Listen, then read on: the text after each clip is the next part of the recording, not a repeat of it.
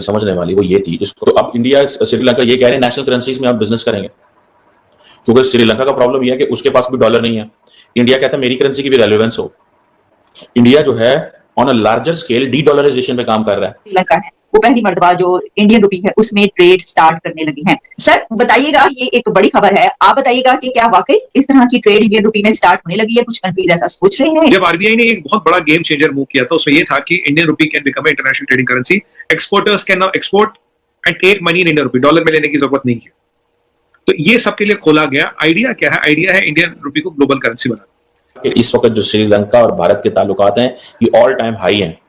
भाई all time high क्यों ना होते, जितना कोई इंडिया ने पैसा फेंका है वहां पे, जिस तरह इंडिया ने नॉर्मलाइजेशन करने की कोशिश की है, ठीक है जी, और सारी की सारी अशराफिया जो है वो आपस में उलझी हुई है। इस लड़ाई का जो मुल्क को नुकसान हो रहा है, क्या हम उसकी जानिब भी तवज्जो दे पा रहे हैं? आज जो खबर आई है कि इन्फ्लेशन पाकिस्तान में श्रीलंका से भी ज्यादा है।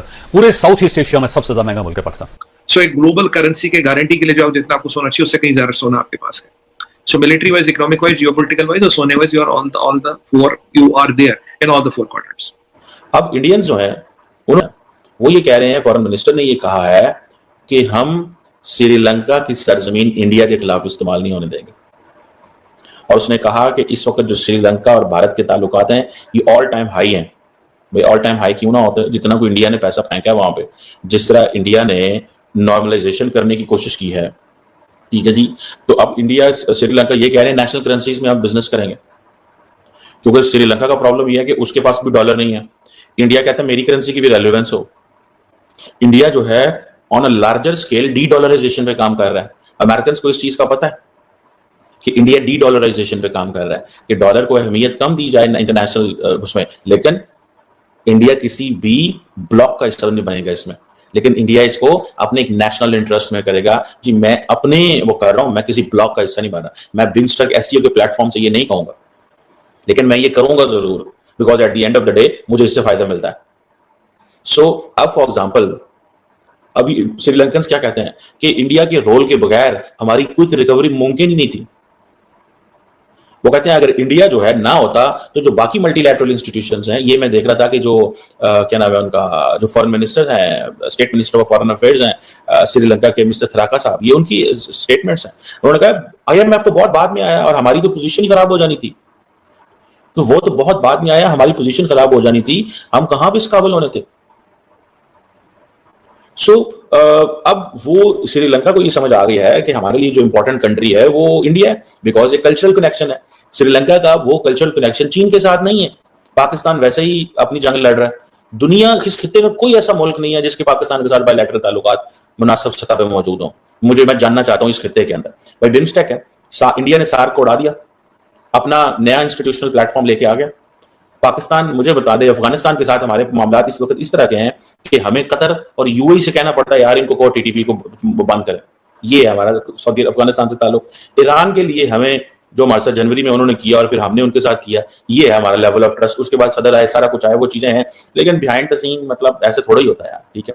इंडिया के साथ मामला खराब है। चीनी हमें जो है वो लगा के चले गए हैं, गेम करके चले गए हमारे साथ। वो पहली मर्तबा जो इंडियन रुपी है उसमें ट्रेड स्टार्ट करने लगी है। सर बताइएगा, ये एक बड़ी खबर है, आप बताइएगा कि क्या वाकई इस तरह की ट्रेड इंडियन रुपी में स्टार्ट होने लगी है? कुछ कंट्रीज ऐसा सोच रहे हैं। जब आरबीआई ने एक बहुत बड़ा गेम चेंजर मूव किया था, उसमें ये था कि Indian rupee can become international trading currency. Exporters can now export and take money in Indian rupee, dollar में लेने की जरूरत नहीं है। तो ये सबके लिए खोला गया। आइडिया क्या है? आइडिया है इंडियन रुपी को ग्लोबल करेंसी बनाना। देखिए, ग्लोबल करेंसी बनाने के लिए 2-4 चीजें आपको चाहिए। First, you should have geopolitically stable, आपकी एक बड़ी मिलिट्री होनी चाहिए, आपके पास बड़ी इकोनॉमी होनी चाहिए, और आपके पास गोल्ड रिजर्व्स होने चाहिए।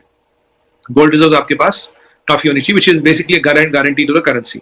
इंडिया के पास इतना सोना है जितनी पूरी दुनिया के पास मिलके नहीं, उससे ज्यादा सोना भी इंडिया में।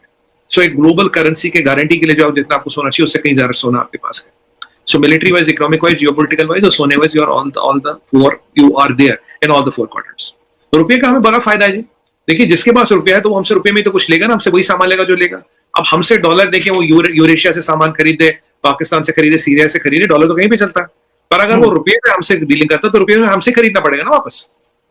तो रुपये का trade is to be beneficial to the economy, it increases the GDP, it increases the exports and it reduces your dependence on dollars. इसीलिए ये रुपये ट्रेड की बात हो रही है। अभी मैं आपको बता दूं, करीब 10-12 कंट्रियों में रुपया चल रहा है ऑलरेडी। और जो हमारा रुपी कार्ड है और जो हमारा UPI United payments interface and all, this will be very soon in 34 countries, 34 कंट्रियों में होगा। आप जो इस न्यूज की बातें करें, इसके है कि किस किस के साथ आप एक्सपोर्ट्स का मैकेनिज्म सेटल हो गया। अब इंडियंस जो है उन्होंने श्रीलंका के ऊपर ऐसा हाथ रखा है, ठीक है जी, कि अब ये जो अब वो देखिए इंडियन श्रीलंका के फॉरेन मिनिस्टर अगर कह रहे हैं कि हम पहली बात तो ये है कि नेशनल करेंसी में करना चाहते हैं,